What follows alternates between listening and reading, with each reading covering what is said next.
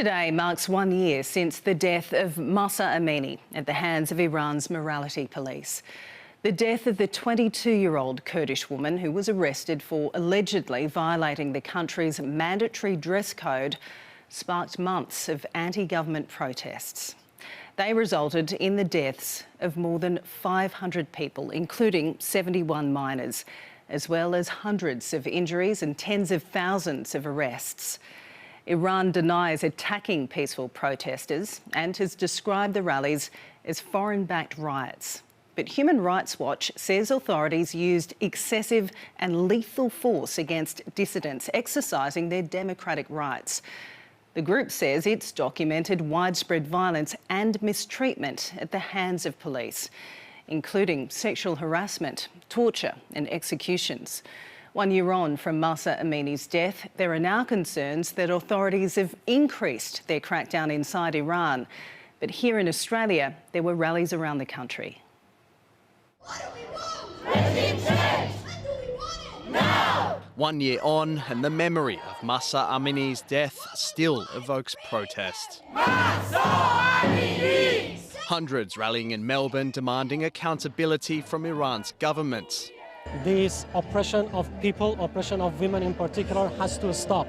Hijab shouldn't be compulsory. Islamic Republic has to stop torturing people, torturing women, just because they don't want to have hijab. Say her name! Say her name!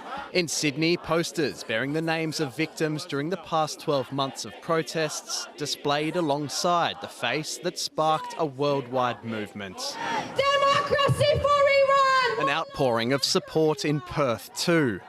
While in Melbourne, the slogan synonymous with the movement echoed around Federation Square. Woman life freedom! Woman life freedom! It is our responsibility as, first of all, Iranians or Persian, but also as human beings, to show solidarity with Iranian people.